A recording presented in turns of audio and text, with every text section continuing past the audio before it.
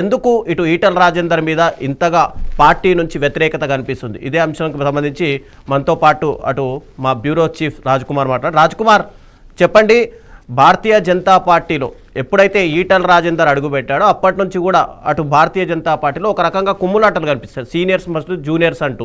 అసలు ఎందుకు ఈ పరిస్థితి తలెత్తింది? రవిచంద్ర, గడిచిన కొన్ని రోజుల నుంచి బీజేపీలో విభేదాలు తలెత్తున్నాయి, అంతర్గత కుమ్ములాటలు. ఇది చాలా రోజుల నుంచి, ముఖ్యంగా కొత్త తరం నేతలు, అదేవిధంగా పాత తరం నేతలు. అంటే బీజేపీలో ఆల్రెడీ 25 సంవత్సరాలు, 30 సంవత్సరాలు, 20 సంవత్సరాలకు ఎక్కువ, అంటే స్టార్టింగ్ నుంచి ఉన్న బీజేపీ నేతలు ఒక వర్గం అయితే, కొత్తగా వచ్చిన వాళ్ళు అంటే ఇంతకుముందు జనరల్ ఎలక్షన్ ముందు కావచ్చు, ఎలక్షన్ తర్వాత కావచ్చు, అంటే ఎన్నికల సమయంలో వచ్చిన నేతలు ఒక వర్గం. ఇందులో 2 బ్యాచ్లు ఉన్నాయి.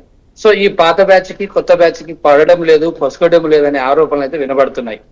దాని తగ్గట్టుగా కేవలం ఆరోపణలే కాదు, అవి ప్రత్యక్షంగా మనకు కనబడ్డాయి. ఇటీవల మరి Malkajgiri MP, BJP MP Etela Rajender పై కొన్ని పోస్టర్లు కొందరు వేశారు. దాని మీద బీజేపీలో కలకలం రేపింది. బీజేపీ వాళ్ళు కూడా ఖండించారు. ఇది కావాలని మా పార్టీని వీక్ చేయడానికి, బలహీనం చేయడానికి వేరే పార్టీ వాళ్ళే వేశారని ఆరోపణలు చేశారు బీజేపీ ఆఫీస్ నుంచి. కానీ ఆ తర్వాత ఒక వారం 10 రోజులు అయింది. నిన్న ఒక ఎంక్వైరీలో తేలింది ఏంటంటే, స్వయంగా బండి సంజయ్ సంబంధించిన ముఖ్య అనుచరుడు రామకృష్ణ, కంటోన్మెంట్ సంబంధించిన ఆయన వైస్ చైర్మన్ గా ఉండేవాడు, బీజేపీలో పనిచేస్తున్నాడు క్రియాశీలకంగా, తను ఆ పోస్టర్లు వేసినట్టుగా తెలిసింది. దీంతో కేసు నమోదు కూడా అయింది. ఆ తర్వాత నిన్న సాయంత్రం ఈ సమయానికి రామకృష్ణను పార్టీ నుంచి సస్పెండ్ చేశారు. సో కేవలం ఆరోపణలే కాదు, విమర్శలే కాదు, ఇది వాస్తవాలని స్పష్టం అర్థమవుతుంది. అంటే ప్రధాన కారణంగా రవిచంద్ర, మనం చెప్పాలి, ఇక్కడ ఖచ్చితంగా బీజేపీ సీనియర్ల మధ్య ఎవరైతే కొంతమంది సీనియర్లు ఉన్నారు, ఇప్పుడు 8 మంది ఎంపీలు ఉన్నారు, 8 మంది ఎమ్మెల్యేలు ఉన్నారు, ఎమ్మెల్సీలు ఉన్నారు. వీళ్ళతో పాటు కొంతమంది ఇదివరకే పోటీ చేసి గతంలో ఎంపీలు ఎమ్మెల్యేలుగా పనిచేసిన వాళ్ళు ఉన్నారు, పోటీ చేసి ఓడిపోయిన వాళ్ళు ఉన్నారు. సో వీళ్ళందరూ ఒక టాప్ 15 to 20 మెంబర్స్ మధ్యలో రకరకాల వర్గాలు ఉన్నట్టు కనబడుతున్నాయి. ఒక ఎంపీకి 4, ఒక ఎంపీకి 2, ఇంకో ఎమ్మెల్యేకి 2, ఇలా గ్రూప్ తగాదాలు స్పష్టంగా బీజేపీలో కనబడుతున్నాయి. అందుకే బీజేపీ ఇక్కడ డెవలప్ కావట్లేదు, ముందుకు వెళ్ళట్లేదని కార్యకర్తలు కూడా కొంతమంది అంతర్మదనం లేదా లోపల బాధపడుతున్న పరిస్థితి. అంటే గతంలో ఒక్కసారిగా బీఆర్ఎస్ పార్టీ నుంచి ఈటల రాజేందర్ బయటకు వచ్చిన తర్వాత అటు భారతీయ జనతా పార్టీ స్వయంగా ఈటల రాజేందర్ని పార్టీలోకి ఆహ్వానించింది, పార్టీ బలపడుతుంది అనే ఉద్దేశంతో. అయితే ఈటల రాజేందర్ రావడం అటు హైకమాండే ఇష్టపడ్డా కూడా ఇక్కడ ఉన్నటువంటి రాష్ట్ర స్థాయి నాయకత్వం ఎందుకు విభేదిస్తుంది మొదటి నుంచి? బీజేపీ హైకమాండ్ ఎప్పుడు కూడా రాష్ట్రంలో అధికారంలోకి రావాలి. ఫస్ట్ పాయింట్, రాష్ట్రం నుంచి సాధ్యమైనంత వరకు ఎక్కువ ఎంపీలు కాంట్రిబ్యూట్ చేయాలి అనేది బీజేపీ పెద్దలు వాళ్ళ ప్లాన్ గా ఉంది. అందుకనే ఒకప్పుడు 2 ఎంపీలుగా ఉండేది బీజేపీ ప్రారంభంలో. అది కూడా మన తెలంగాణ నుంచి జగ్గారెడ్డి, ఫస్ట్ జంగారెడ్డి ఉండేవాడు ఒక ఎంపీ. అంటే 2 ఎంపీలలో దేశవ్యాప్తంగా వరంగల్ నుంచి ఒక ఎంపీ ఉండేది. 2 ఎంపీల నుంచి ఈ రోజు ఇంత డెవలప్ అయింది. కానీ తెలంగాణలో మాత్రం, అంటే వేరే రాష్ట్రాల్లో 0 నుంచి హీరో దాకా వెళ్ళిన బీజేపీ. ఇటీవల మనం పశ్చిమ బెంగాల్ చూసాం. పశ్చిమ బెంగాల్ కూడా 2 ఎమ్మెల్యేలతో స్టార్ట్ అయిన జర్నీ ఈ రోజు అధికారంలోకి వచ్చింది సొంతంగా. సో వేరే రాష్ట్రాల్లో సాధ్యం అవుతుంది కానీ తెలంగాణలో సాధ్యం కావట్లేదని చాలా మంది సీనియర్లు కూడా, అంటే బీజేపీ పెద్దలు కూడా విమర్శలు చేస్తున్నారు. ప్రధాన కారణం ఏంటంటే, బీజేపీ ఢిల్లీ పెద్దలు సిద్ధంగా ఉన్నారు ఇక్కడ పార్టీని రిపేర్ చేయడానికి. బట్ తెలంగాణలో మాత్రం ఈ రిపేర్ కు సహకరించడం లేదు కమలం నేతలు. ఎందుకంటే పార్టీ అధికారంలోకి రాకపోయినా పర్వాలేదు, కానీ ఆ వ్యక్తి గెలవకూడదు, ఈ వ్యక్తి గెలవకూడదు. ఒకవేళ ఈ పార్టీ గెలిస్తే ఆయన సీఎం అవుతాడేమో, ఈయన సీఎం అవుతాడేమో, ఈయనకు పదవి వస్తుందేమో, కాబట్టి రాకూడదని ఒకరికొకరు ఇంటర్నల్ గా, మళ్ళీ వేరే పార్టీ లాగా కాంగ్రెస్ పార్టీ లాగా వీళ్ళు బయట ఆరోపణలు చెయ్యరు. కానీ ఇంటర్నల్ గా మాత్రం చక్రవ్యూహం, అంటే ఇంటర్నల్ గా మాత్రం చక్రాన్ని తిప్పుతారు. ఒకరు ఓడిపోవడానికి మరొకరు వ్యూహాలు రచిస్తారు.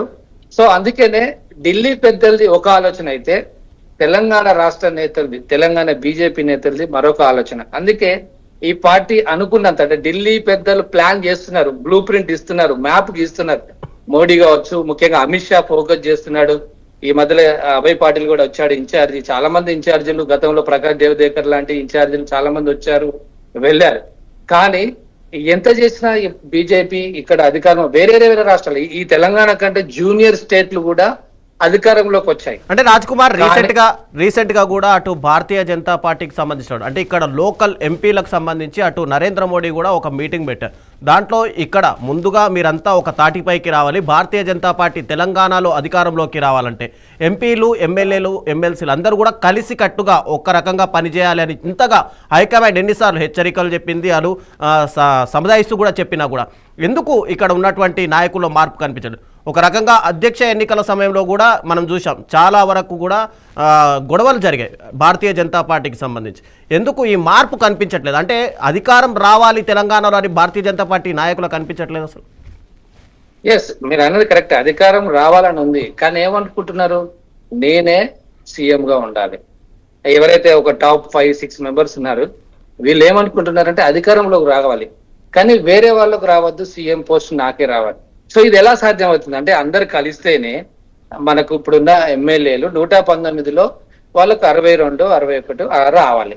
మ్యాజిక్ ఫిగర్ వస్తేనే కదా బీజేపీ అధికారంలోకి వచ్చేది. ఒక 2-3 లేదా 10 మంది గెలిస్తే ఎలా సాధ్యం అవుతుంది బీజేపీ అధికారం రావడం? కానీ ఒక వ్యక్తికి 10 మంది సపోర్ట్ చేస్తున్నారు, ఇంకొక వ్యక్తికి 10 మంది సపోర్ట్ చేస్తున్నారు. అంటే ఐ మీన్ సీనియర్ కి నేను చెప్తున్నా, ఒక సీనియర్ కు 10 మంది, ఇంకో సీనియర్ కు 10 మంది, ఇంకో సీనియర్ కు 10 మంది, ఇలా 5 మంది 6 మంది సీనియర్లకు 10 మంది విడిపోయిన తర్వాత వీళ్ళు కలవట్లేదు. వీళ్ళు కలిగితే నిజంగా 60 మంది ఎమ్మెల్యేలు ఈజీగా వస్తారు. కానీ ఈ మిగతా 5 వర్గాల వాళ్ళు ఒకరికొకరు పాడకపోవడం వల్ల వీళ్ళందరూ కలవకపోవడం వల్ల వీళ్ళలో యూనిటీ లేకపోవడం వల్ల బీజేపీ పెద్దలు ఒకవైపు చెప్తున్నప్పటికీ అన్ని అస్త్రాలు ఇస్తున్నారు. ఈ రీసెంట్ గా డెవలప్మెంట్ కూడా ఇవాళ కూడా మాట్లాడారు కిషన్ రెడ్డి, రామచంద్రరావు, బీజేపీ సంబంధించిన నిన్న మొన్న ఈ రోజు స్వయంగా రోడ్ల నిర్మాణం ఎంత జరిగింది, మెట్రో ప్రాజెక్ట్, ఇవన్నీ అభివృద్ధి పథకాలు ఢిల్లీ నుంచి వస్తున్నాయి, కేంద్రం నుంచి. కానీ ఆ కేంద్ర పథకాలు వస్తున్నాయి కానీ కరెక్ట్ గా ఎగ్జాక్ట్ గా ఇక్కడ యూజ్ చేసుకొని అధికారం రావడానికి సంబంధించిన కోఆర్డినేషన్ ఏదైతే ఉందో, అంటే సీనియర్ల మధ్య ఏదైతే ఐక్యత ఉందో ఆ ఐక్యత బీజేపీలో స్పష్టంగా లోపం కనబడుతుందని పార్టీ కొంతమంది కార్యకర్తలే బాధపడుతున్న పరిస్థితి.